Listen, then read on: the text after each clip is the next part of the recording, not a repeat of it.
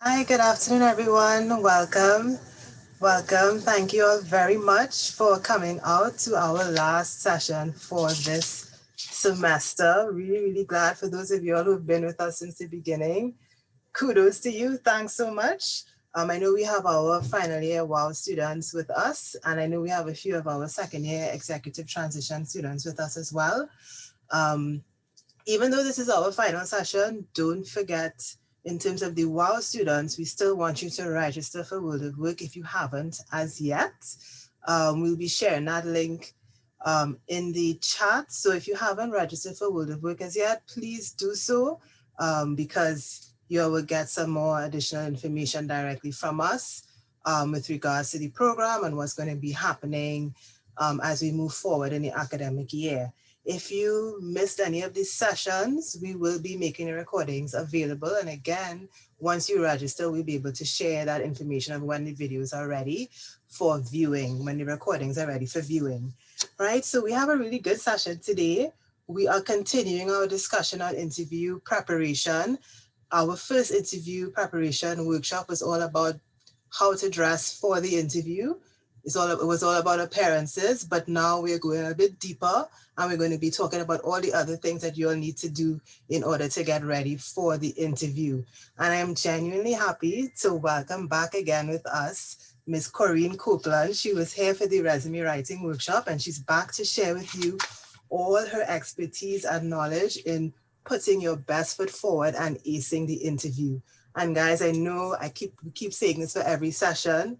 We might sound like a broken record, but this is your opportunity to speak with a seasoned HR professional. So have those questions ready and put them in the chat. Make sure when you put them in the chat, it is to all panelists and attendees, and we will be collating the questions. And at the end of the session, we will go through all your different questions. So this is your opportunity to ask those burning questions in terms of clarification on what you'll need to do in terms of preparing for the interview.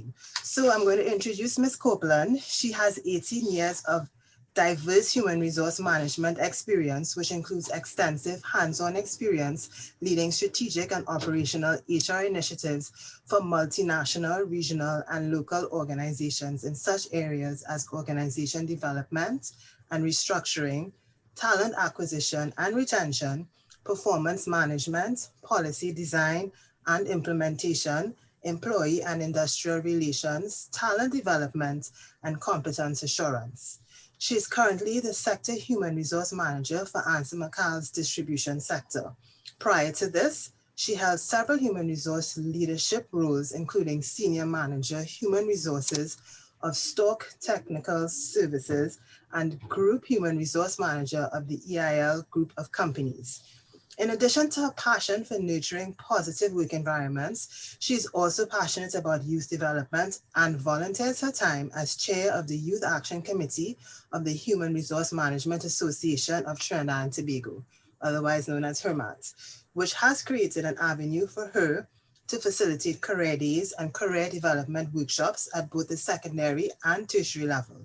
She previously also served as HRMAT's education and research officer, leading the training and development of SHRM certification committees. Corinne is a certified leadership development and succession strategist by the Human Capital Institute, as well as a certified senior professional by the Society of Human Resource Management. She holds a master's degree in business psychology from Franklin University and human resource management from the University of the West Indies. In her downtime, she enjoys overseas traveling, spending time with her family, and cooking. So without further ado, I'm going to hand over to Corinne to start her presentation. Thank you very much for that very warm introduction, Nandi. Whilst I load the presentation on the screen, I'm going to ask my dear sidekick in the background, Shireen, to please load the first poll for me. What I want to do is, before I get into the presentation, I just want to get a sense of how comfortable the participants are with respect to the interview. So if you were contacted yesterday for being scheduled for an interview, and that interview is tomorrow, how prepared do you feel at this point in time for that interview? Yes, so I'm seeing some responses coming in. Yes, I'm seeing some unprepared, some in the help, I have no clue. I'm also seeing some people thinking that they're very prepared. Good for you guys. Yeah. So we'll just let the poll run for just a few seconds before we close it off.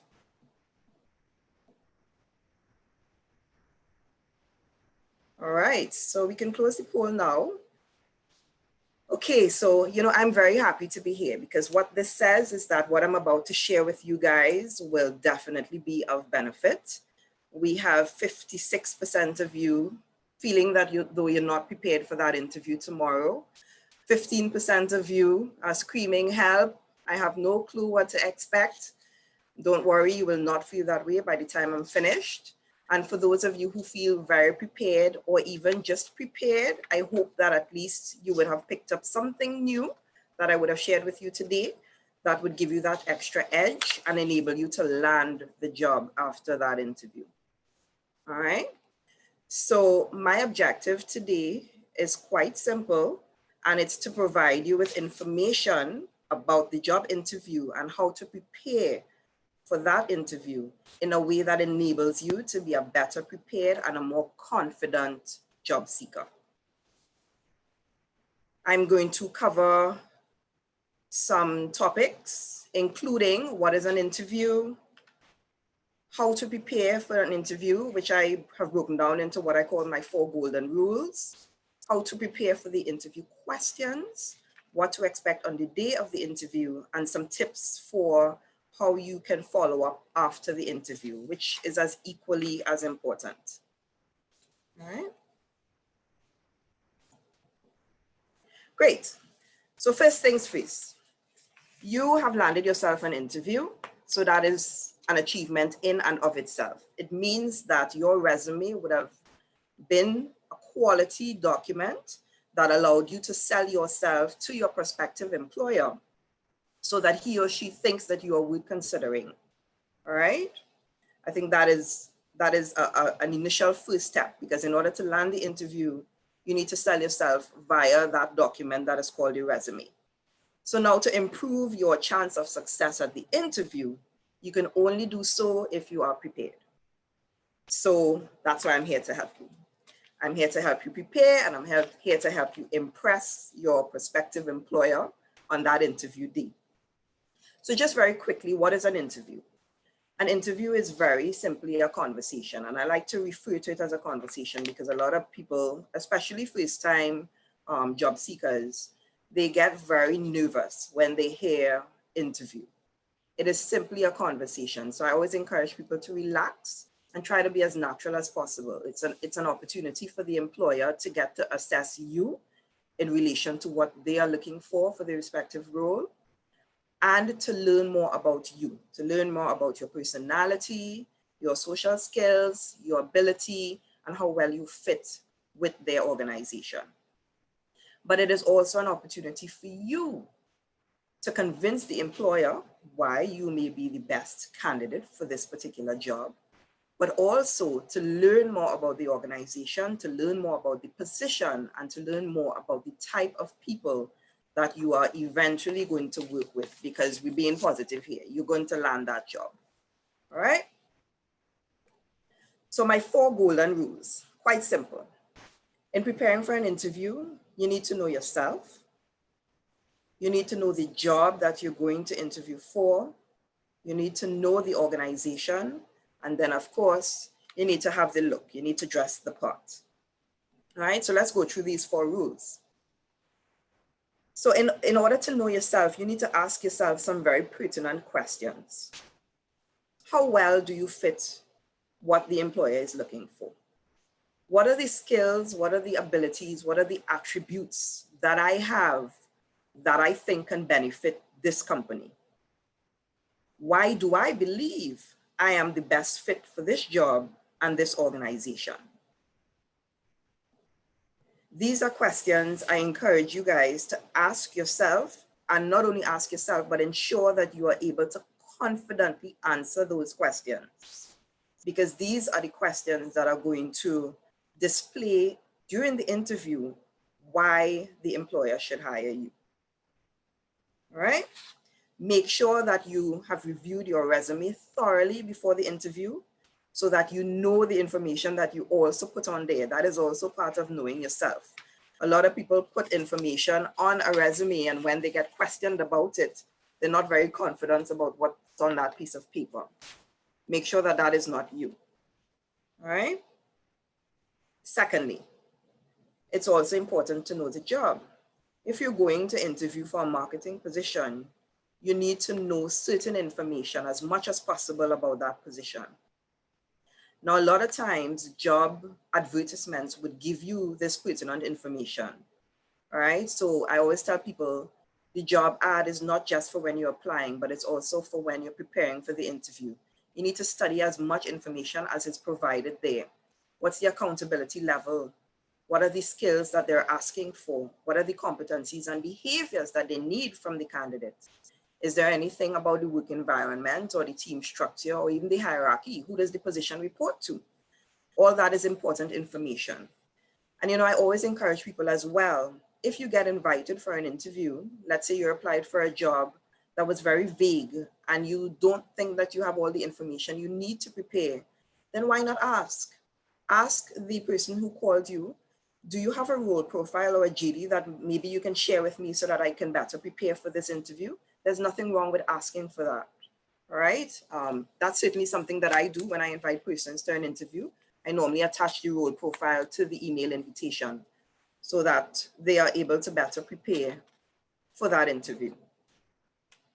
So after you know the job, make sure that you also know the organization. All right, this is where you separate yourself from amongst the pack. All right, it shows a level of preparedness that is able to impress a panel. So what do you know about the industry? Are you interviewing for a job in oil and gas, in manufacturing, in distribution? What's the industry? What are the products or services that the organization provides or makes? Do you know anything about the organization's culture? Have there been any news recently, and who are its leaders? So who owns the Ansa McCall Group if you're interviewing for a job at Ansa McCall? Is it a private company, public company, stuff like that? Be able to articulate whatever you would have learned in the interview. All right, show that you have an understanding of the organization and what it's all about. And people ask, so where do I get this information from? You can get this information from the company's website, or if you're like me, Google is my best friend. I Google every single thing. Anything I don't know, I type it into Google. You would be amazed at the type of information you can get from Google. But also don't be afraid to ask past employees or even current employees. If you know someone who works at that organization, then ask a question or two. Say, hey, what's the culture like at that organization?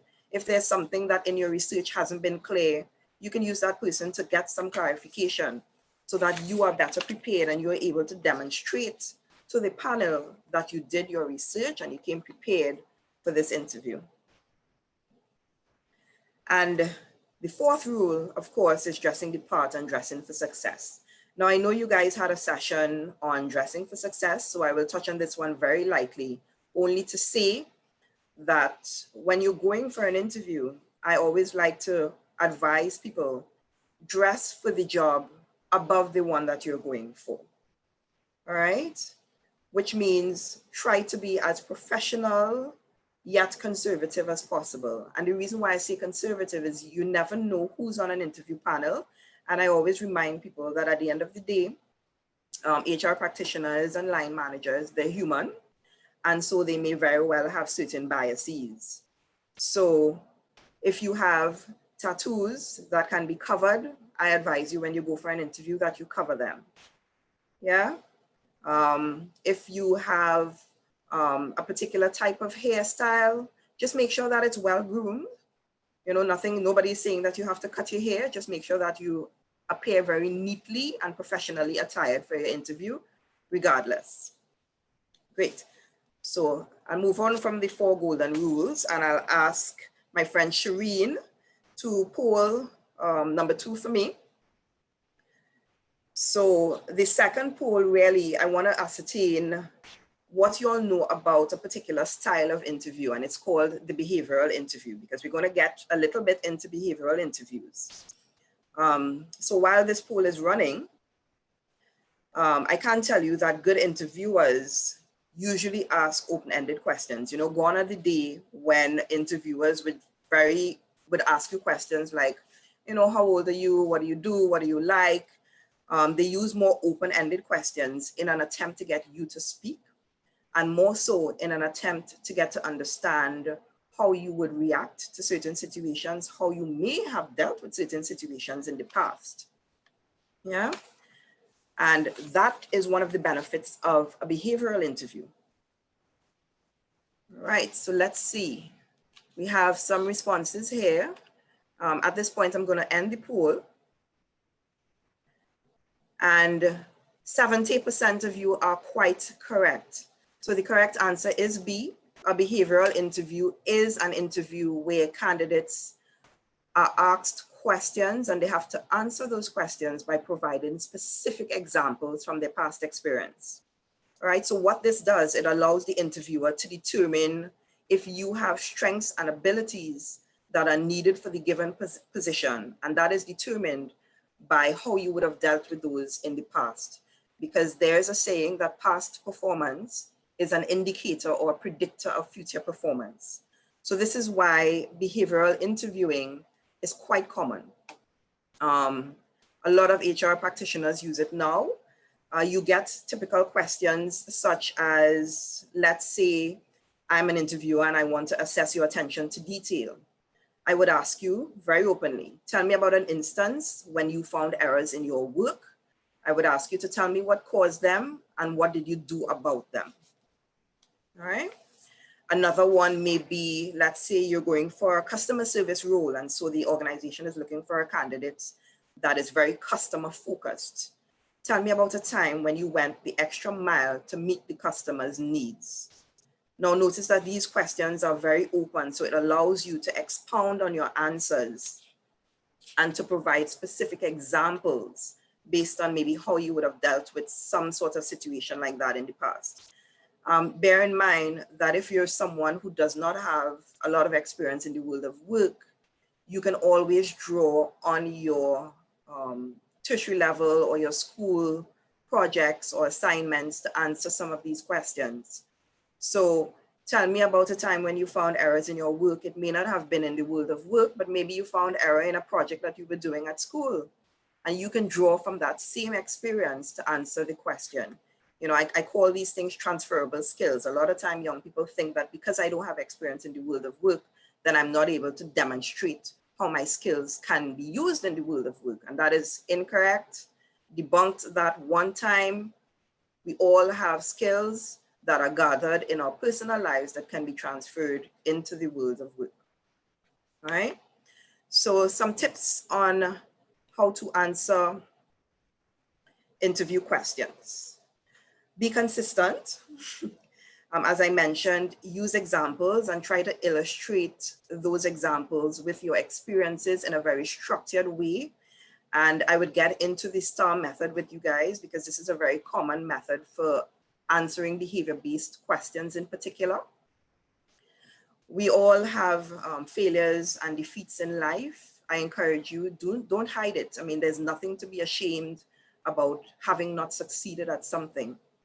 Highlight it and show how you've learned from it. That is the best way to deal with an issue like that. Some interviewers may ask you straight up, can you tell me about a time when you embarked on something that was not successful? They may very well ask you that because they want to see how you rebound from failures and whether or not you're able to learn from it. All right? Avoid trailing off at the end with your answers. So, for example, you're answering the question and you say, you know, sort of, those are trailing off answers. Try to be very specific and concise in your responses. In terms of handling stress interviews, and I hope that HR practitioners don't use this anymore, but just so that you are prepared, try your best not to get flustered. This is where your body language comes into play and is very, very important. And we'll get into body language a little later on as well. In as much as you are being meted out with aggression during a stress interview, you're getting question after question. Before you get a chance to respond, another one is coming and coming and coming. Try to respond as positively. Remember to smile and do not react with the same level of aggression that you are meeting. This is used sometimes to see how you respond to stress and whether it is something that ticks you off. All right. So if you happen to be unfortunate enough to encounter one of these, just remember to keep calm and be very positive in your responses. All right. So let's get into the STAR method a little bit. Okay. So let's say tomorrow in this interview, you guys get asked a behavior-based question, just like the one I asked you before. Tell me about a time when you encountered errors in your work. What did you do about it? Behavior-based questions are always best answered using the STAR method. And STAR, S means situation, T for task, A for action, and R for result. So start by describing the situation that you were in. Give some context. Explain the task itself that you had to complete. Describe the specific action that you took to complete the task. What did you specifically do? And make sure to tell them about the results. So what was the outcome? So I'll give you an example. So this is in response to the same situation I just gave you guys. A typical response would look something like this. At work, we were in the process of negotiating new wages for a certain group of staff, and we were given a mandate to close within 7 days. So I'm giving some context here. This is the situation. We reached the point of agreeing to the percentage increase for the employees, and the union requested a spreadsheet showing how the percentages would be applied on the wages for the 3-year period. So that's the task. We had to prepare this spreadsheet. In my haste to submit the document to the union that same day, I inadvertently used an incorrect wage for a specific position, which had received a wage adjustment before, and this error was only discovered after we had already submitted the document. So here you're telling what went wrong. And now we go into the action. So what did you specifically do to remedy the situation? I immediately alerted parties to the error. So I alerted my superiors, the consultant we were working with, the union. We revised the document depicting the correct information, and then we had a meeting with the union to explain the error and the new spreadsheet. So what was the outcome? Which is the result. Following the discussions, the union understood how the error came about and they accepted the revised document. All right. So this situation like this shows that you accepted accountability for your error. You picked up on it at a certain point in time and you remedied it. All right. So the STAR method is very much recommended for when you're dealing with behavior-based questions or any type of question that asks you to draw on your past interview. Right? And also preparing for the interview, I encourage you guys, again, you can do some research on frequently asked questions during interviews and try to prepare and practice your written responses in advance. I've personally done this back in the day when I was very green in the job market, and I can tell you that it makes a difference in your level of preparedness. Ask yourself, okay, do my responses sound logical? Have I thought out these responses? Because you don't want to be giving very shallow responses in an interview, all right? Most importantly, am I being truthful with the questions that are being asked? You're encouraged to avoid any situations of providing your interviewer with misleading information, all right? Because fabricating a story does not work in your benefit, despite how you may feel about it. It only increases your level of anxiety, and the truth will eventually come out. It may come out at a subsequent stage in the interview, or it may come out when you're hired, and it may be grounds for termination at that point in time because you would have lied during the interview process, right? If, for example, you have some questionable areas in your CV, like gaps in employment, or maybe poor career decisions that showed maybe you were jumping from job to job to job in short spaces of time, the best thing to do is to be very honest if you're asked a question about it. All right. Again, don't embellish.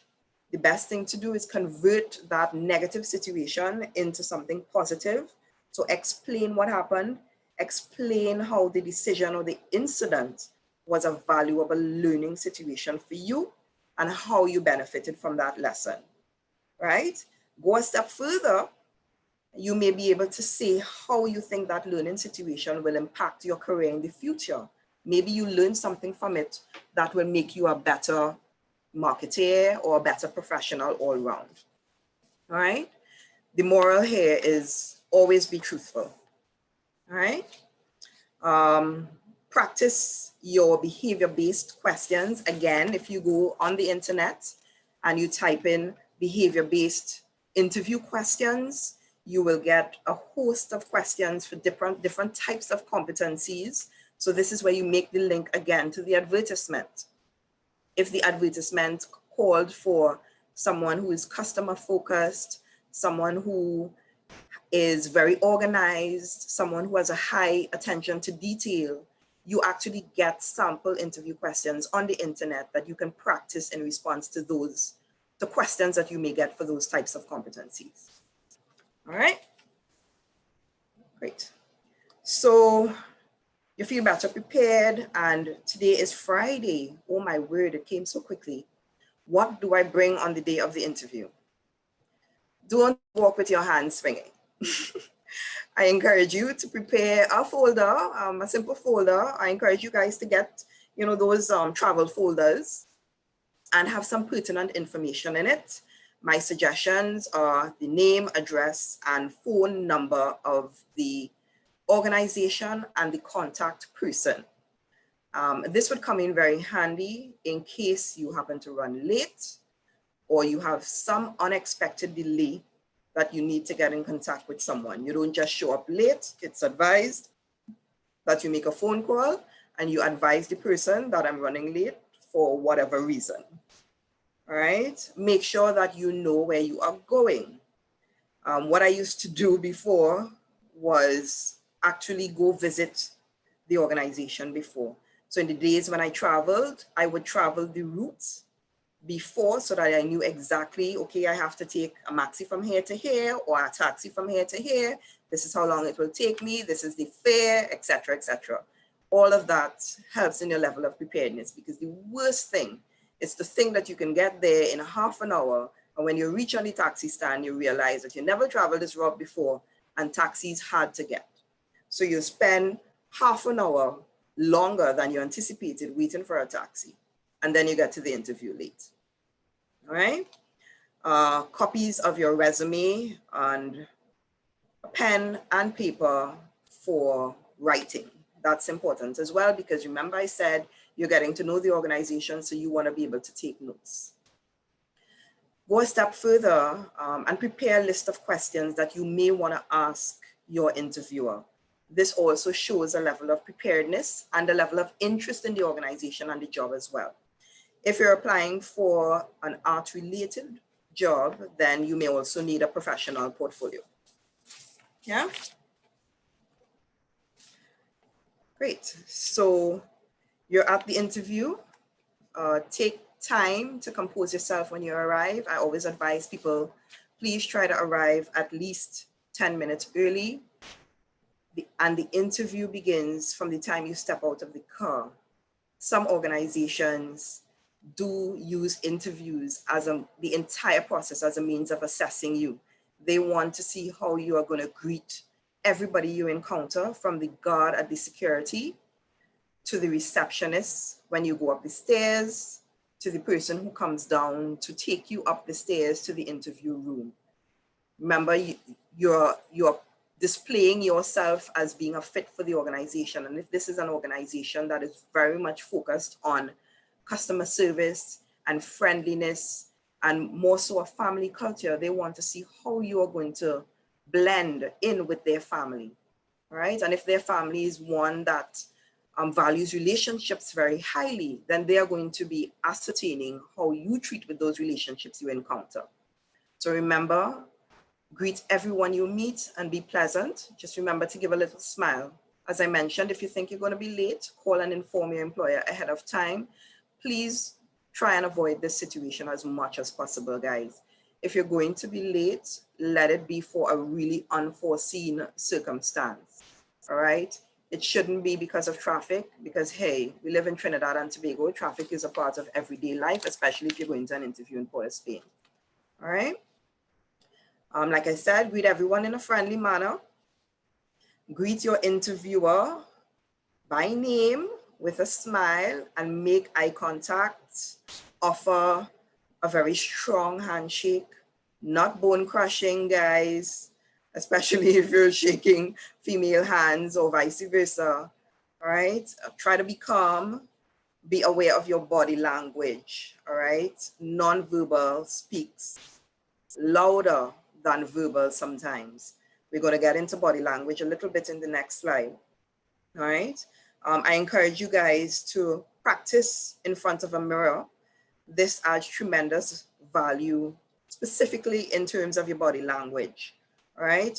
If you have a friend or a loved one who can help you as well, you can also practice answering some of the questions or practice an interview with that person and ask them to give you some constructive feedback. Ask them, how is my posture? Do I look confident? Did I appear nervous or anxious? If you don't have someone, then you can use a tape recorder and play back your responses so that you can evaluate your own voice, whether you sound enthusiastic or if you're coming across mundane and dull and boring. Nobody likes that. Pay attention to your grammar and your enunciation, right? Great. So let's talk a little bit about body language, right? Like I said, your assessment starts from the time you enter the compound.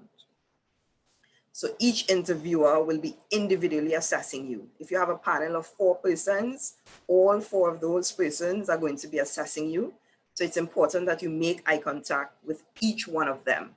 Nobody likes to feel ignored. Don't focus on one person on the panel because somehow he or she makes you feel a lot more comfortable. Try to move your eyes and address everyone in the panel, especially if someone else on the panel has asked you a question. All right. Be alert, look pleased to be there, try to be enthusiastic, right? And try to sit comfortably. As you seat yourself, take a long, deep breath. You know, what that does is it helps you release whatever anxiety that you may have. I'm not sure whoever would have studied psychology in here, but by breathing brings oxygen to the brain. So it really does bring a sense of calm throughout the body, all right? Make sure your posture is good. Seat yourself with your feet firmly planted on the ground. No slouching. If you feel jittery for some reason, try to put your hands either on the arms of the chair, or you can put them very gently on your laps. Because what you don't want to be doing is this, and wringing those palms throughout the course of the interview. That is a telltale sign of nervousness. All right. Like I said, remember to smile, smile, and smile again. All right. In terms of your posture again, you can lean forward a little bit in the chair rather than sitting all the way back, because that shows an offensive stance. And definitely don't slouch. I don't want to see any droppy shoulders, right? And you don't want to appear too stiff either. So try to find that comfortable sweet spot. And again, practice, guys, practice it at home, all right? If for some reason, some of you guys have really bad nervousness that you're not able to get under control, then you can try to use that to your advantage, right? You can tell the interviewer that you're very excited to be meeting them today. You know, tell them how positive your research has been and how anxious you are to learn more about the opportunity, so that they would see that anxiousness as an anxiousness to learn rather than an extreme nervousness, all right? So you're going to try to channel that nervousness into enthusiasm, all right? So you've gone through the interviews and you guys are well prepared for those behavior-based questions that came your way. You did a good job acing those. And then the interview is coming to an end and the chair of the interview panel asks you, do you have any questions for us? This is where your preparedness again helps. Remember I said, come prepared with a list of questions that you may want to ask. Do not ask about salary. Do not ask about benefits. Do not ask about vacation time. Don't ask any of those things. Please, as tempted as you may be, the first interview is not the place for that. All right. You want to ask what we call career focused questions. All right. These questions about salary and benefits and vacation and how much time off I will get, those things are better suited for later stages in the interview. You may get called for a second and a third interview, or even when you're offered the position, because then it would assist you in making a decision. But at the first interview, those things are premature. All right. So again, I would like my friend Shireen to please load the third poll. Yeah. And we're going to discuss a little bit some of the questions that you ask while this poll is in progress. I've provided you with some, but then again, remember I said, Google is your best friend. You can also research questions to ask in an interview, and you will get some very intelligent ones, and you can decide and go prepared with a list of them so that you can choose and you're not fumbling. All right. But some advisable ones, you want to know some more information about when a hiring decision may be made if that hasn't been provided to you. So you can ask that. You may want to also know what are the challenges or opportunities that you would have to face if selected for this position. You can also ask that as well. What are the goals or projects if selected for the position that I would have to focus on or accomplish very quickly? These are career focused questions. To get to know more about the organization, you can ask the panel or the interviewer, what do you enjoy about working for this organization? That would give you some more insight into the culture of the organization, and it shows a level of interest as well. Yeah, so back to my poll. Would you consider sending a thank you note to the interviewer after an interview? We have 40% saying yes, 21% of you said no, and 39% of you said, I'm not sure. Well, you know, these are interesting responses. I can only give you my perspective on this.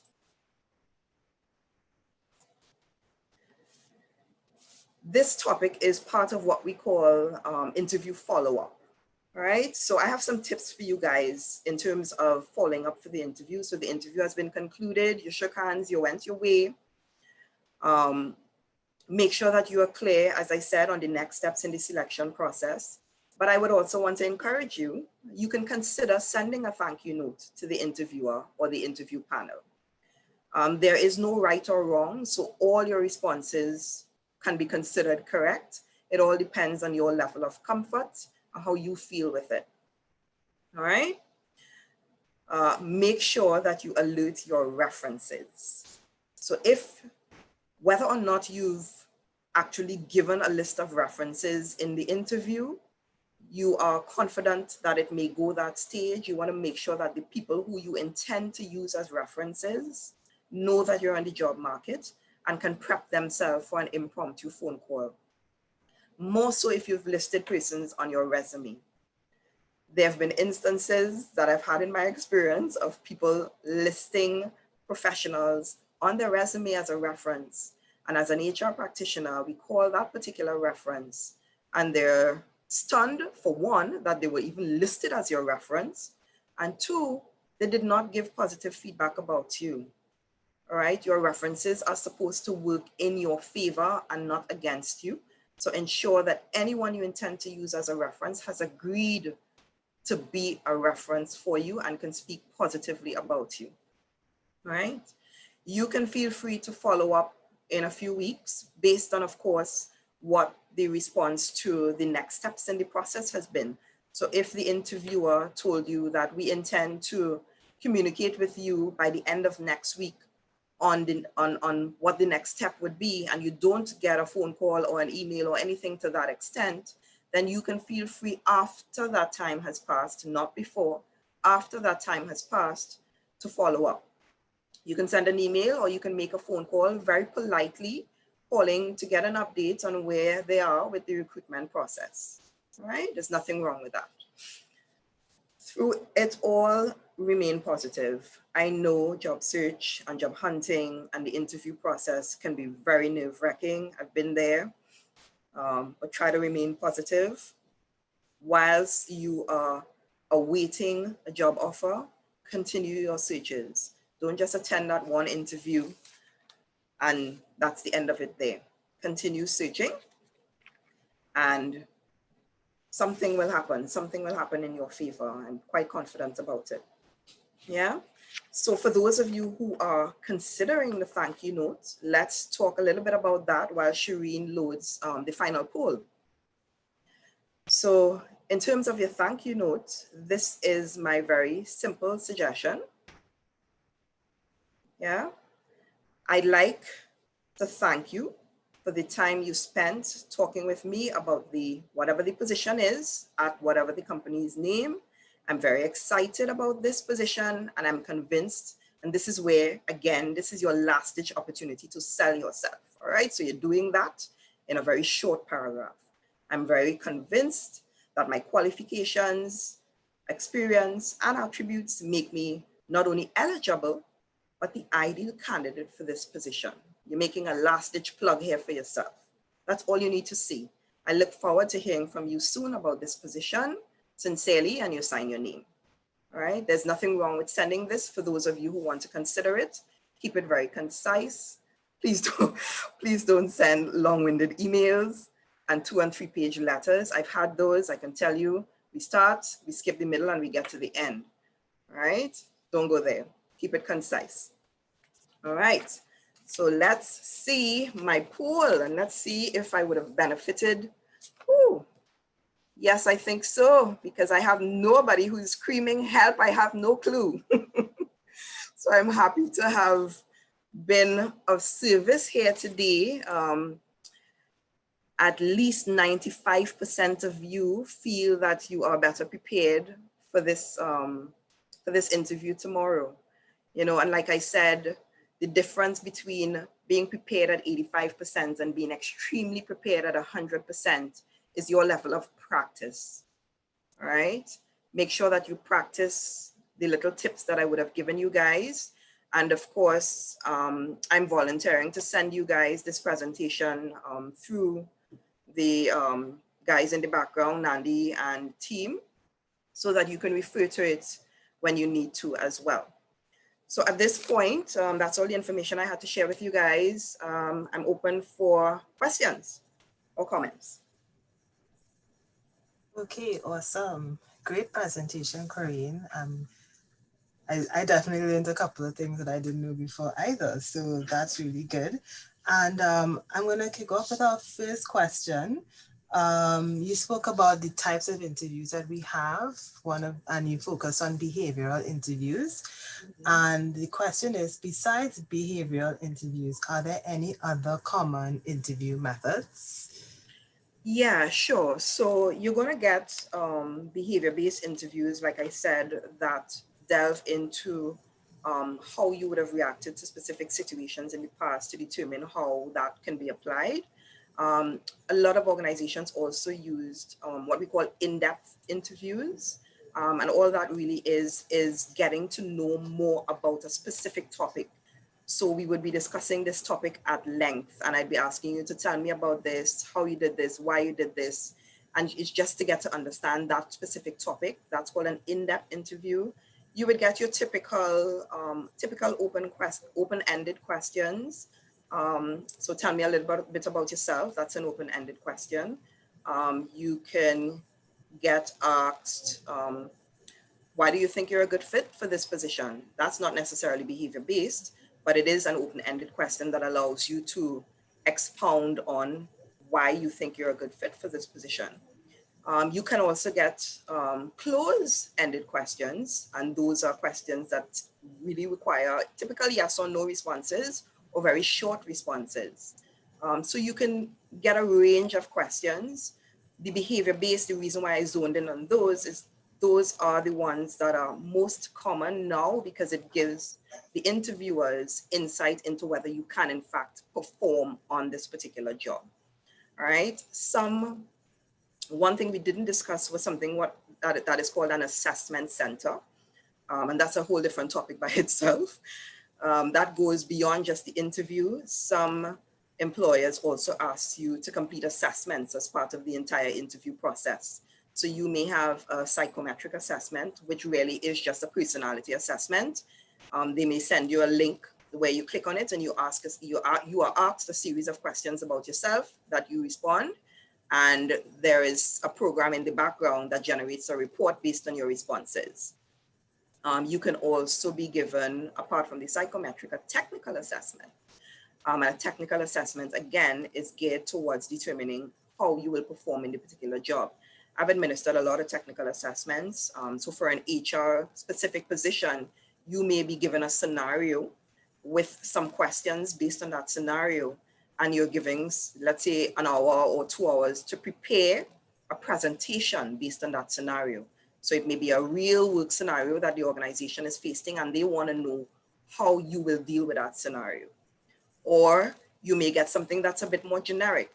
There are a lot of inbox exercises that can be purchased from assessment centers and providers like that, where you may be, again, sent a link to complete some sort of technical assessment that is geared towards your field. So you may be applying for a finance job, you get a case, and maybe they ask you to prepare a balance sheet and a P&L based on the information that's provided, and then email that information back. Those are typically inbox exercises. So assessment centers, like I said, is a whole other gambit.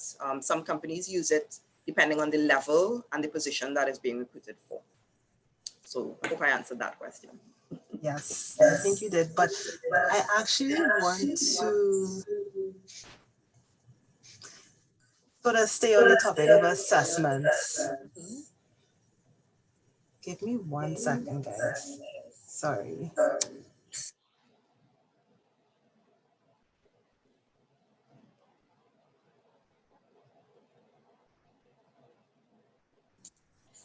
Right, so staying on the topic of assessments,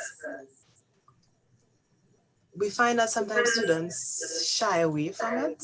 We actually had a couple of years ago, a student at the World of Work, the company was very much interested in them, and they did the interview, like their resume, and the final step was to do an assessment, and they didn't do the assessment, right? So I don't know if maybe the idea in students' mind is that, you know, it's a test. If you don't have time to study for it, then I shouldn't do it. But it really isn't quite like that, even though it's the word assessment. Correct. And, you know, that is why I actually like to use the word assessment versus test, because you're right, Nandi, it is not a test, especially the personality assessments. You are who you are. This is just a tool that the organization is using to try to get to know you better.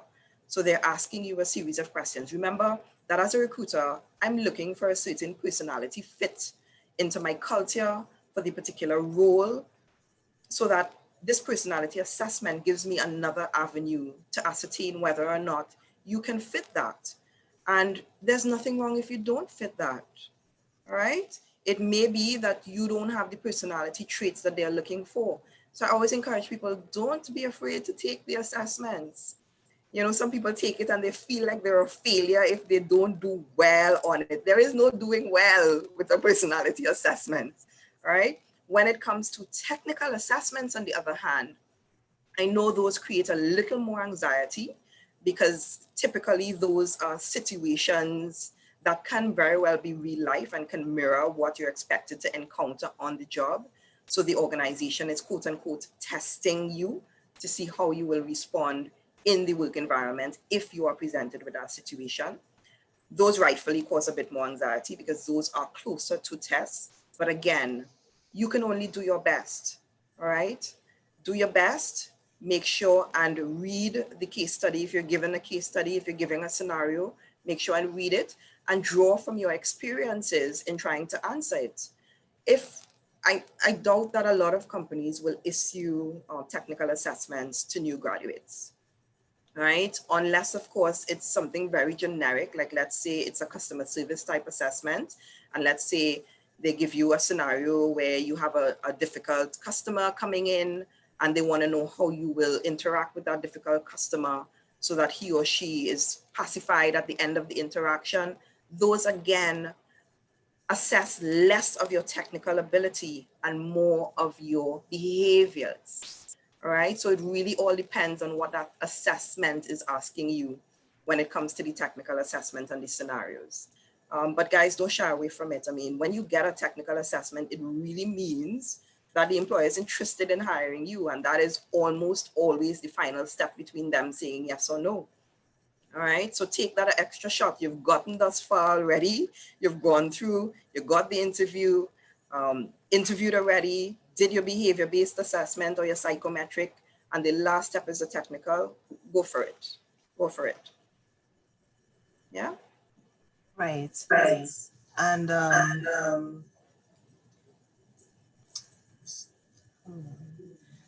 what would you say would be appropriate questions that we could ask in terms of in the interview when they ask if there's any questions? Okay, great. So I shared a few in my presentation, but remember I started off by saying that this is a conversation, right? So based on how this conversation is going, you would ascertain what has been said during this interview that maybe you want to know more about. All right. So let's say that the organization or the interviewer told you a lot about the job and you all had a good rapport, but you guys didn't discuss the organization and the type of culture, and it's something that you want to know more about. I mean, it's natural to want to know more about the people that you're going to be working with. All right. And you can ask them, can you tell me a little bit about the culture of the organization, or how you would describe the culture of the organization? That's a question that you can ask. You can ask them, what do you enjoy about working here? That gives some insight right then and there. If you want to know more about maybe what you have to face if you are actually given the job, then you can also ask questions. Assuming that I was successful in this role and appointed, what would be my first priority task? Or what would I be expected to deliver as a matter of priority? There are a host of questions that you can ask. It's all based on how that conversation went, what information was shared either way. But again, remember that I said, be prepared. All right, so do some research and go prepared with a list of questions that you can draw from. I mean, it's possible that you may have one or two questions prepared and written down, and maybe those were answered during the interview, so no need to come back at the end and ask them. All right, but you can go down on your list and you can ask those. All right, most importantly, make sure you know what the next step in the interview process is. Don't walk away from that interview not knowing. Yeah. Right. So I know based on your presentation, one of the questions we shouldn't ask is about compensation. But we still have a question about compensation. Right. So I'm actually jumping a little bit. So the question is, how do you ask about compensation if you are working at one organization already and you are interviewing for another organization and compensation is essentially your deciding factor? That is very simple. Like I said, it will become a deciding factor when it's time for you to make that decision, right? Remember, I said the interview is an opportunity for us to get to know each other.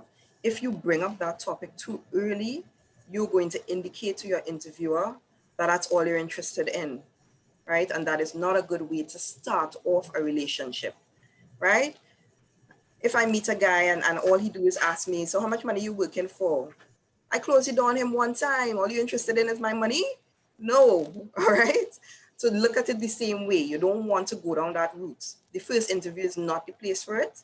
If you get shortlisted and they invite you to a second interview, and that's why I say make sure you know the interview process and the steps in it, because that would give you a guide on how far this is going to go and when you may be able to pose those pertinent questions about compensation and benefits. All right, you can do it at the final interview, or you can do it at the stage when they call to make you an offer.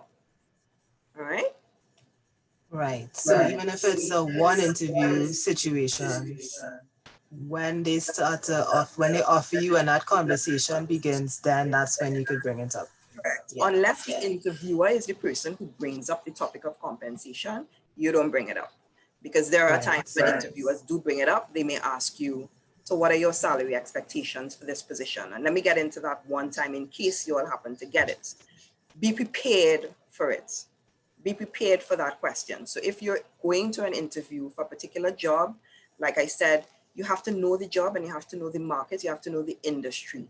Do some research, make sure you know what positions like that in that industry are paid. So based on your level of experience as well, you have to factor in all those things. What is the typical compensation for this role? How much experience am I bringing to the table? What are my qualifications for this particular position? All right. And then you'll be able to at least respond with a particular range or expectation that you have that isn't totally unrealistic. All right. Right.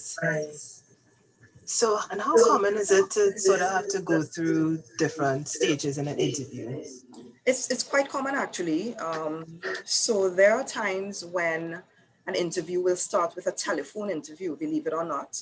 Someone from HR may call you and ask you if you have a few minutes to chat about your application. That's when they're doing a phone screen, what we call a phone screen, a telephone screen.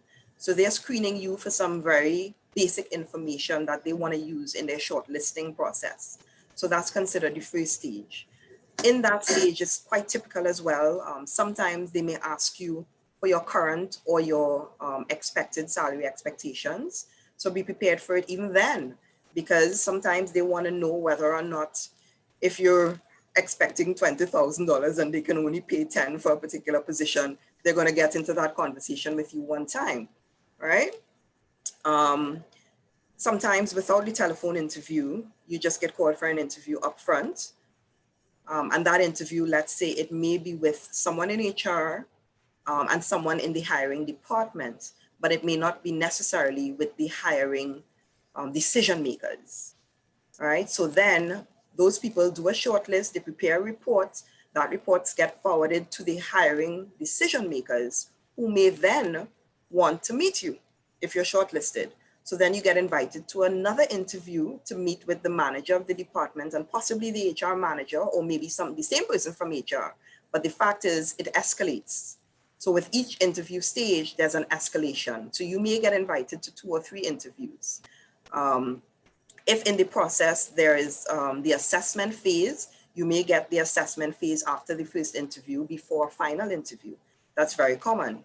It's certainly a practice that I use where I do first interview, I administer my assessments from the shortlist of that first interview, and then I use those assessments to further help me shortlist, and then I invite my shortlisted candidates to my final interview.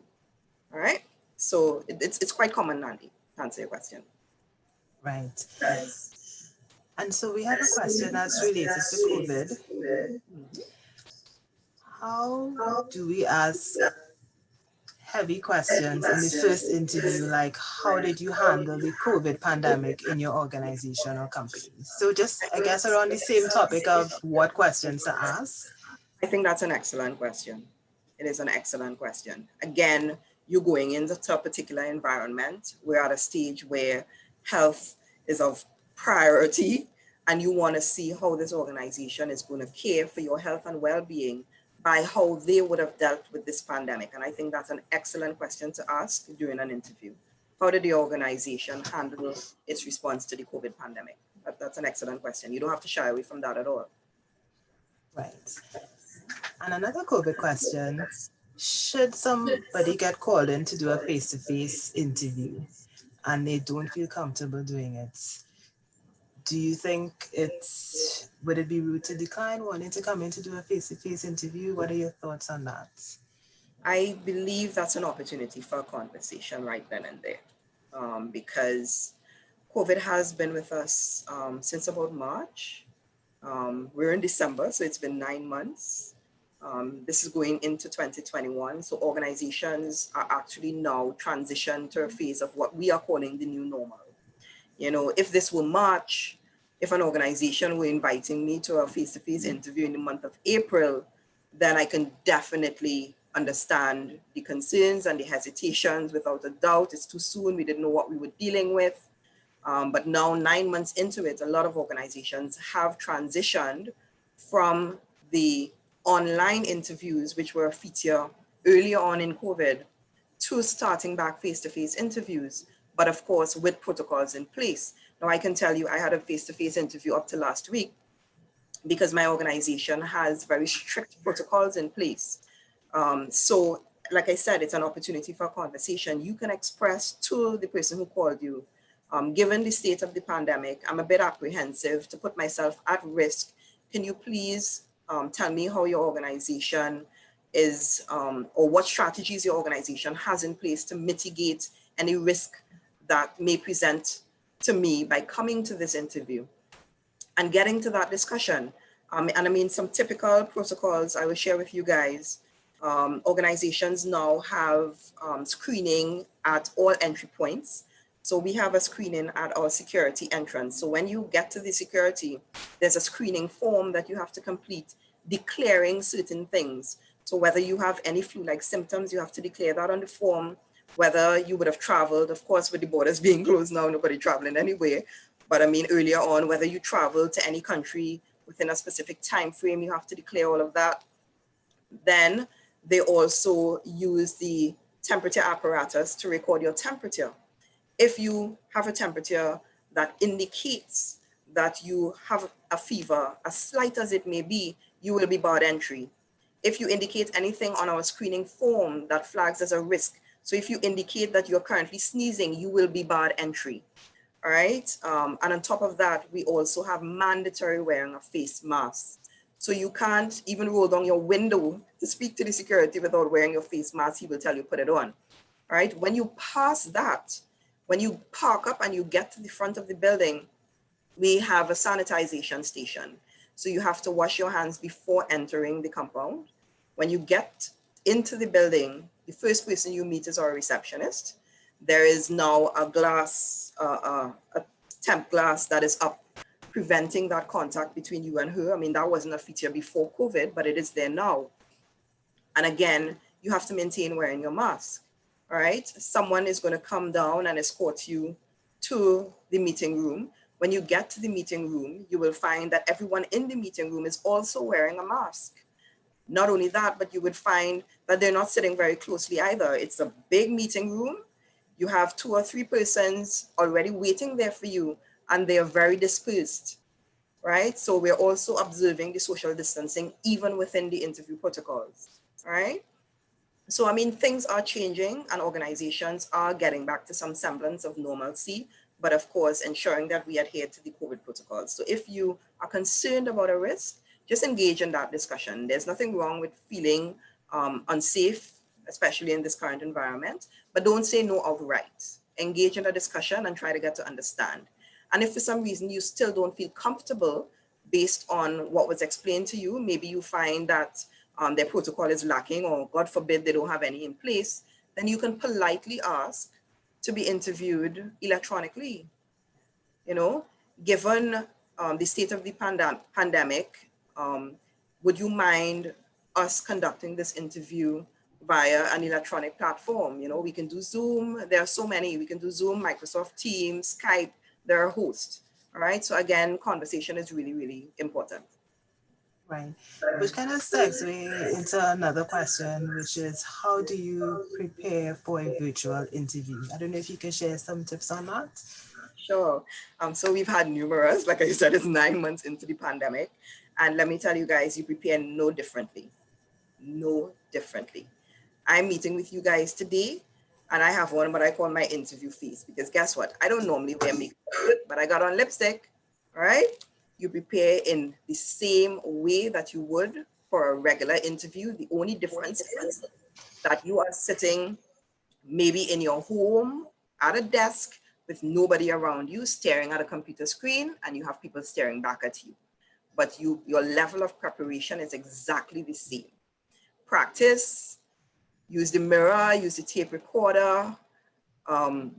In terms of preparing for your look, maybe how you may come across on screen, get dressed properly, have your professional attire on still, full attire.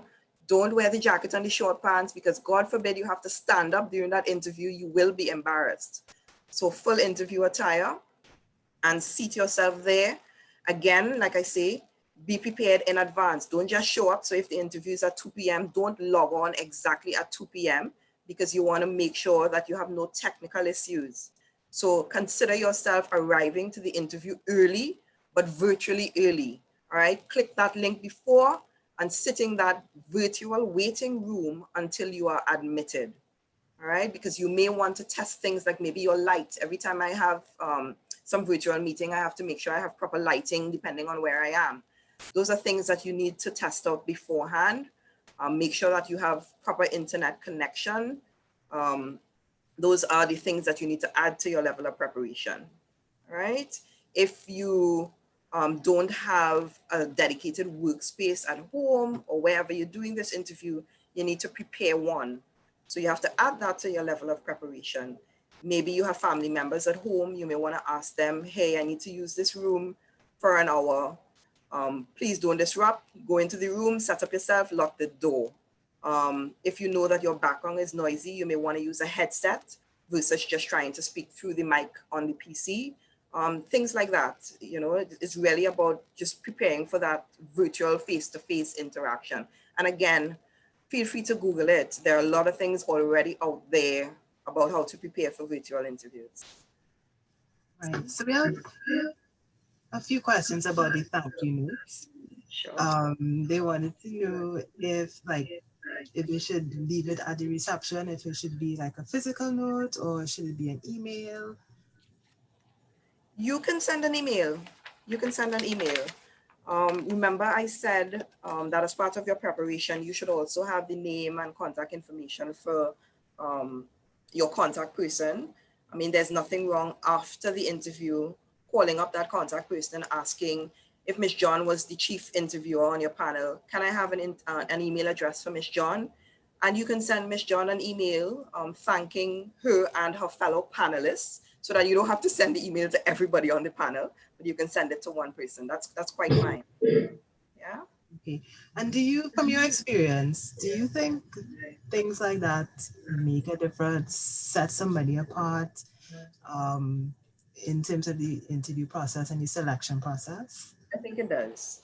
Certainly from my experience, I mean, I've received them and thought highly of the candidate in that situation. I mean, you don't have a lot of candidates that go the extra mile after an interview to say thank you just for the opportunity, because that's really what it is. Thank you for the opportunity to even be considered for this. And I think it speaks a lot about your character. Like I said, don't be long-winded because then it has the adverse effect, all right? So you just need to keep it very brief and to the point. Right. And I mean, just in general, because a lot of times students always ask, what can I do to stand out from everybody else? And, like from where I sit, I sometimes feel like there is really little things that are quite easy that I think set you apart. And I don't know if you could talk about like situations where you probably had two candidates who were like neck and neck, tied, they did very well in the interview. They dressed professionally. What are some of those little things that they did that probably allowed you to separate and select one over the other? Yeah, those are the very tough calls when you have neck and neck candidates. Little things, and I tell people it starts from your resume preparation. Because whilst you may be focused on the competencies that I'm looking for relative to the job, and when it comes down to it, and I have to choose between one of two candidates, then I'm going to look more holistically. Right? What does this other candidate bring to the table that maybe you don't, or vice versa? And it can be simple things. No two people have the same experiences, right? So to say that we both have the same level of experience, I often hear that, and that's far from the truth. No two people have the same experiences. It may be that this particular candidate dealt with a particular situation in their job that maybe you didn't get the opportunity to deal with. So unfortunately, when it comes down to it, that may have outweighed you. I mean, there's nothing that you can do for that, right? So the best that you can do is really prepare and deal with the little things. Focus on your body language, focus on your diction, how you speak and how you present yourself, how pleasant you come across. Because again, I may end up with a candidate who can do the job. Both candidates can do the job. And then I have one who came across very unpleasant and one who came across pleasant. I'm going to hire the pleasant one, all right? So those are the little things that you don't want to be ruled out if it comes down to a choice, all right? Those are the things that are within your control that you want to make sure you capture. And again, remember I say the interview is an opportunity for you to sell yourself and to show why you are the best candidate. Maximize that opportunity. It's only an hour, right? If you get asked questions, prepare, make sure you are prepared for some of those questions that you will ask and expound on it. There's nothing called talking too much in an interview because you're answering a specific question, right? Just try to be consistent and stick to the question that you are asked. But try as much as possible to tap into your experience because once that hour is finished, you may or may not get another opportunity, right? And then you'll go home saying, God, you know, I should have told them this, that, and the other. You don't want that kind of regret, you know? So those are really the things. I mean, there's very little sometimes you can do when it comes down to that level of choice. And that has been my experience because I've had candidates that have been neck on neck. And it really has been about experience, the different types of experiences that they would have had during their career that would have led me to choose one above the other. Yeah. Right. Okay. Good to know. I have a question, a good question. I have been told about trick questions and abstract questions. How often do interviewers ask these sort of questions and how do you answer them correctly? So I know like the trick question is sort of like, you know, what are your weaknesses? Which of course, if we're selling our best selves, why would we want to bring that up, you know? So I don't know if you could give us some advice on that. Listen, I don't know about trick questions, you know, guys. I do not use it. I don't know why we would want to trick candidates one way or the other. At the end of the day, as an interview is an opportunity for the candidate to present his or her best self. And my role as an interviewer is to help you bring out that best self. You know, if an interviewer wants to test your level of alertness, they may ask you, I guess, what you call a trick question. God knows I can't think of any at this point. But if you get asked a question, just answer it honestly. You may find it a funny question. Again, just remember to smile. Don't be condescending. If you think that you got asked a very stupid question that is most obvious, don't be condescending. Just answer the question as you were asked. Trick or not, the interviewer, I guess, would have his or her reasons for asking. I can tell you, I don't do those things. You know. There's no trickery in the world of work, if you understand my point. So I don't do it. I understand. And if we were to talk about a weakness or maybe even share like a failure, I think it's just important to show how we've learned or how we've overcome those things. Correct. So I would have mentioned that during the presentation that we're not perfect. Life is a series of successes and failures. Don't hide your failures. You are young, you're going to make many more. Don't hide them. The most important thing, especially if you get asked about it, and sometimes interviewers ask you quite frankly, can you tell me about a time when you embarked on something that did not have the desired result? That's a question ascertaining whether you succeeded or failed at something, and answer it. Give an example, say what went wrong, say how you learned from it, and more importantly, say how it made you a better person, or say how you benefited from it. Take that failure instance and demonstrate how you learned and benefited from it. That's the best way to tackle questions like that. Well, essentially, the question was about if you're sort of like waiting for two offers, one has come in and the other, and you're waiting for the other one, which you prefer, what would be the response for the first offer? What would be the correct response? So, okay, good. So what I had said in a situation like that is there is no expectation to accept a job offer on the spot. All right.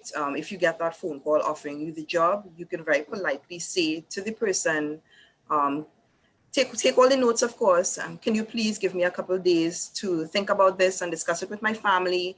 I would get back to you with my response by maybe Tuesday, right? And ask them whether that would be okay with them.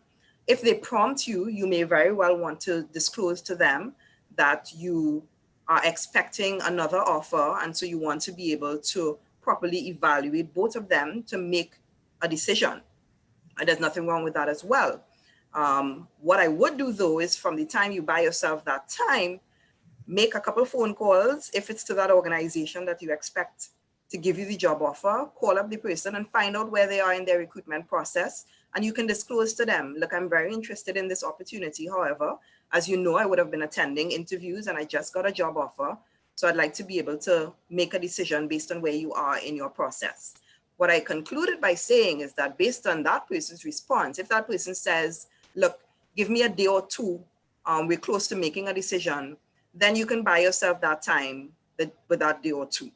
If that person says, look, we're not close to making a decision right now, it may be another month, then the answer is quite simple. Go ahead and accept that job offer because you might be waiting for months on that employer. Organizations delay for various reasons that are not within your control. If and when they're ready for you, they will find you wherever you are. There are a lot of times when people resign a job a month after accepting and starting, and it's for reasons like that. You still have an opportunity to make that decision, which is in your best interest. All right. And if it happens, you just very nicely go to your HR person and your manager and you let them know that at the point of interviewing, you interviewed with several companies and you got an offer with a company that you were really interested in, a role that you were really interested in, and you can tell them why, and just very politely tender your resignation, offer to make the transition as smooth as possible. So don't just leave them in the lurch and not show up to work tomorrow. All right. So it's about treating with it professionally. Right. And I think, from the point of view of somebody who's now sort of embarking in their profession, they feel like they can't tell a company, I need some more time to wait. But, it's not just, sometimes you as a person being interviewed, you are also in a position, you're also looking, you are also assessing the company, not just the company assessing you. So you're perfectly within your rights to ask for that extra time if you need it. Exactly. In terms of making a decision and letting them know, even if, like you said, if you have multiple offers, you need time to decide. Yeah, and I mean, it makes you look like in demand too, it makes the organization probably think, geez, maybe we need to offer them some more money. I don't know. Who knows? It might work in your favor. There have been instances where organizations have counter offered. I mean, if you come back and you decline and you say, unfortunately, I need to decline because I got another offer, and it's better in these ways, they may come back and say, look, we really want you, we really like you, we think you have the skills for this job. Can we offer to match or beat your last job offer? Hell, you have another decision to make then and there, but those are always good conversations to have. Exactly. So another question is, if you plan on staying in the job for a short period of time, 1 to 2 years, should that be stated in the interview? No. There's no benefit to stating that. 1 to 2 years, guys, is not a short period of time. Let me tell you, a lot can be accomplished in the world of work in a year. All right. When I reflect on my first year in this current job and the amount of things that I did, it ain't short at all. So no, there's no benefit to stating that. None. Right. And I mean, that question sort of reminded me of a question that I had gotten when I first started interviewing after graduating. And it was for an HR position, which I genuinely didn't have any interest in. I'm offended, Nandi. I'm offended. I was hoping to work in my area that I had studied. I was holding out for that. So they asked me, because they knew I didn't study in that particular area, they asked if I'd gotten an offer in the area that I had studied, if I would stay or if I would leave. Right. And so I'm just wondering, how honest should people be, when they get asked ask questions like that.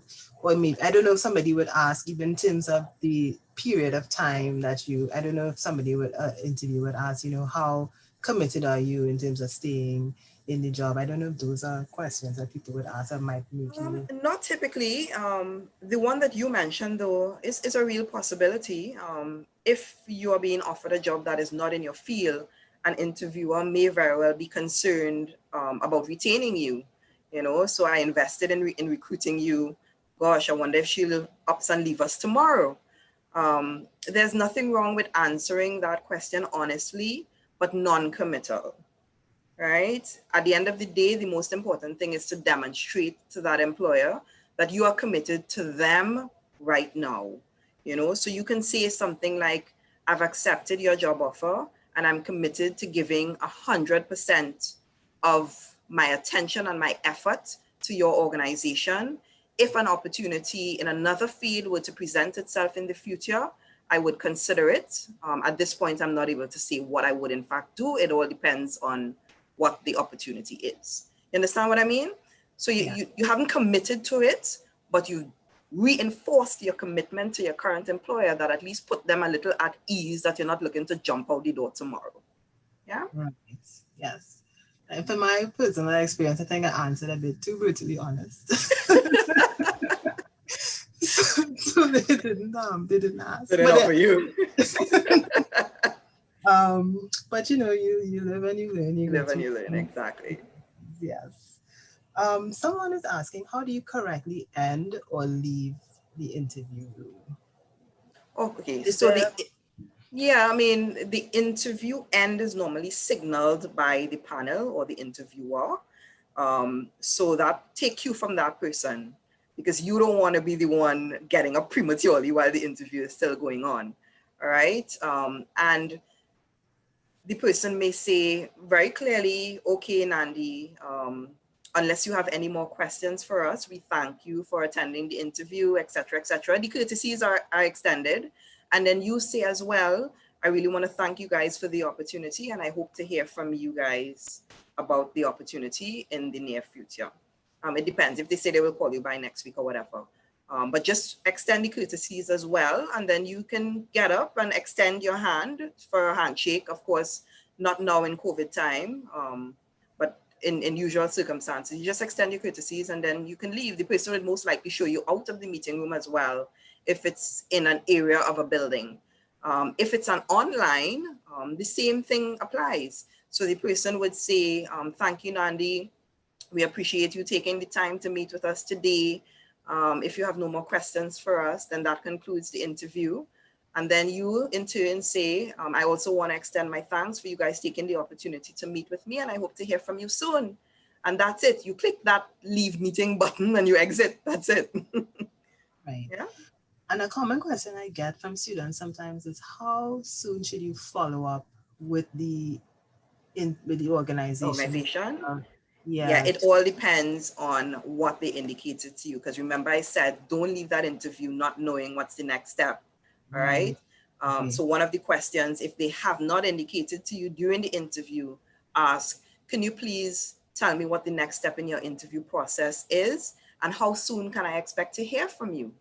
Those are very natural and common questions that you can ask. So if they tell you, you can expect to hear feedback from us by the end of next week, do not call before the end of next week, guys. Don't do it. All right. If next week comes and goes and they have not called, you can let a day pass and then you can feel free to follow up. Yeah. Okay. And just to take it to the beginning of the interview, you talked a little bit about body language in your presentation. Mm-hmm. And just in terms of when you walk into the room, I know ladies have their handbags sometimes with them. Yeah. Can you talk a little bit about that? Should they ask to put their bag on the table? Wait for them to be told they could be seated, things like that? Okay. So when you walk into the interview room, if your panelists are standing, then you remain standing until they are seated. Sometimes they would signal to you that you can take a seat, and that's quite fine. Take a seat if they signal to you that. But once they are standing, let them sit, and then you can have a seat. especially if they don't signal it to you. Their sitting is the signal that you can have a seat. Do not put your bags on the table, ladies. You don't want anything there that detracts from you. You are the focus, you are the attention. If there's a chair next to you, you can rest your bag on the chair, or you can put it on the ground next to your feet. But don't put your bag on the table so that it detracts from you. That's my advice. Right. So we're kind of running out of time a little bit, and we still have questions coming in. I just want to acknowledge there were a few questions about anxiety, and I just want to let you all know that the students know that we are going to be doing an entire session on how to deal with interview anxiety, right? So just in keeping with timing and respecting that, it's not that we're ignoring those questions, but we're going to have an entire session where we'll deal with interview anxiety, right? So that's going to be coming up in semester 2, so you all can look out for that.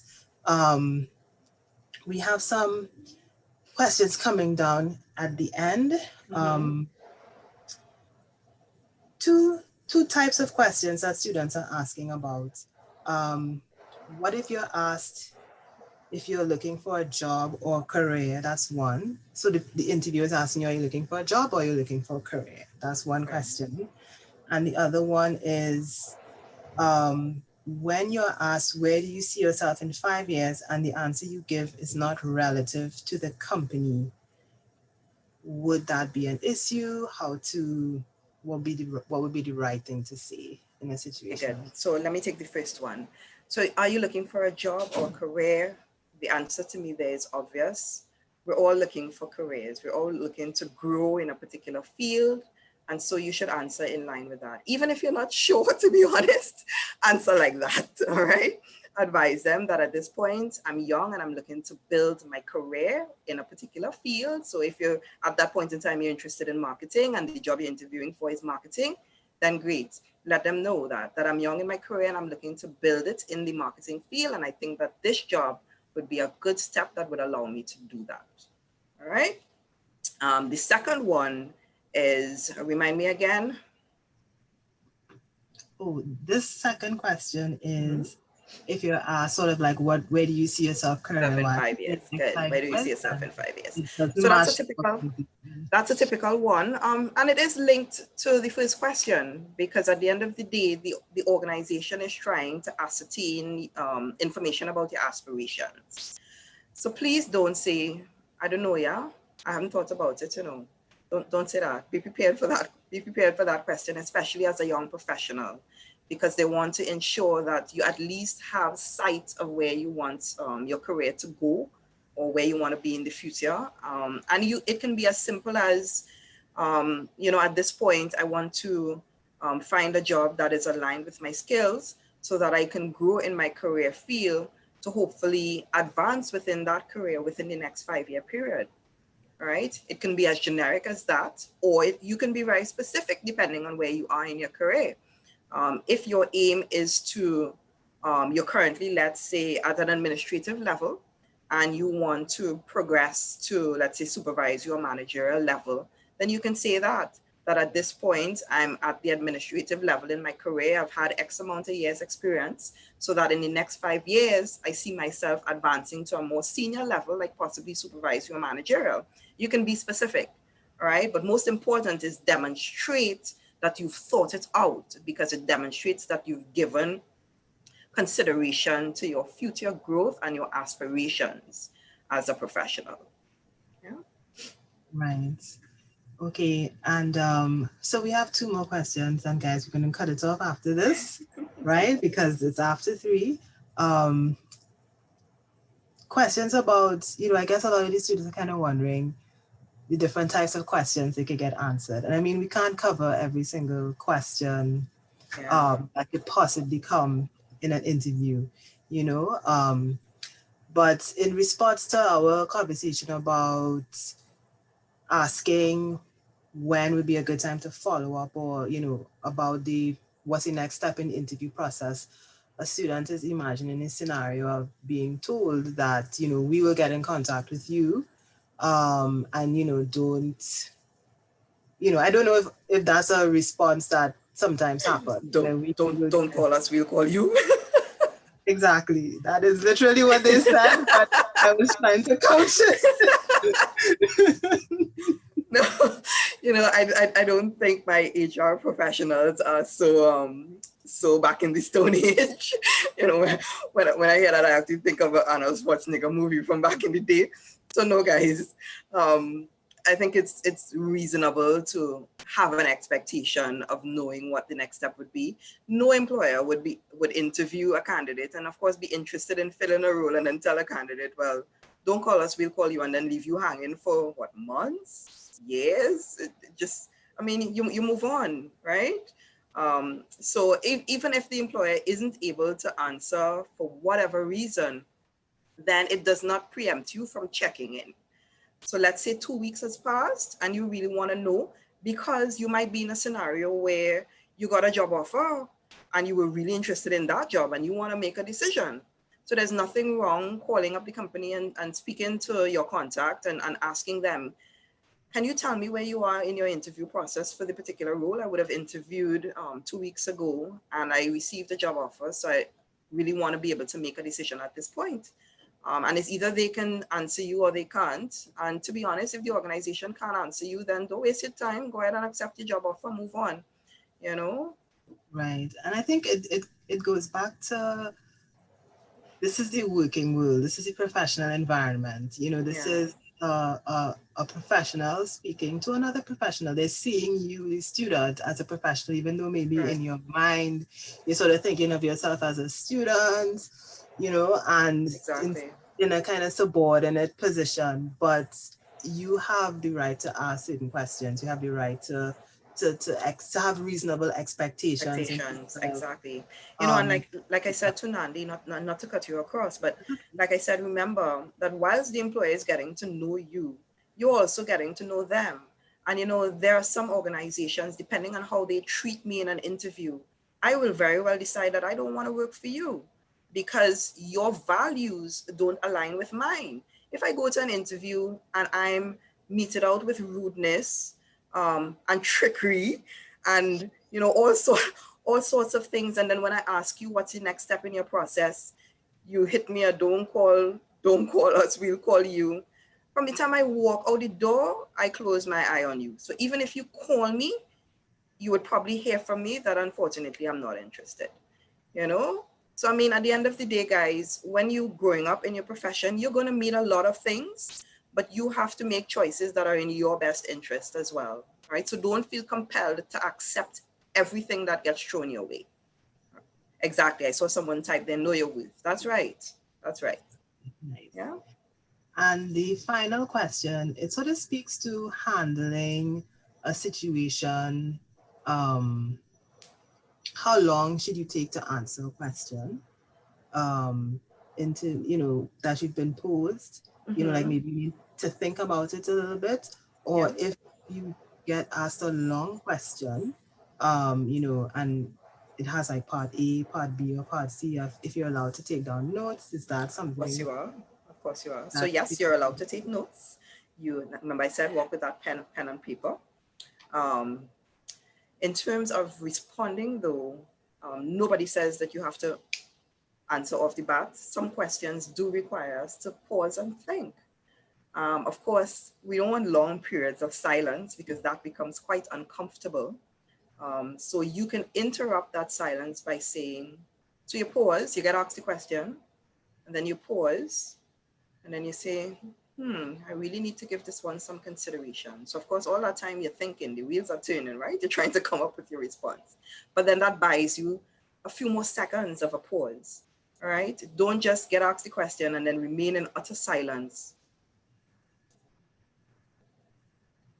Do you all see how uncomfortable that is? Yeah. Right. So yeah. Right. And say there's a question, like a technical question that they ask, and you just can't come up with the answer. Yeah. Is there any? Then you can say that very clearly. It may Maybe it's a technical, maybe it's something that's based on something that happened in the past and you can't for dear life think of an example because sometimes, yeah, guys, the brain does freeze up on us. You can tell the interviewer, unfortunately, I can't recall a situation like that at this point. Do you mind if we come back to that question later on?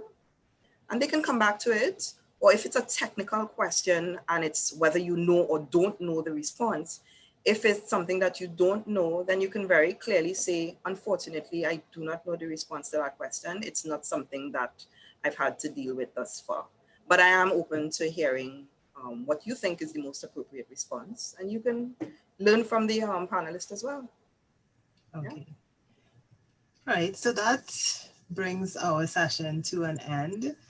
I just want to thank everyone for your questions that, we learned so much more additional information through the questions that we got in the chat.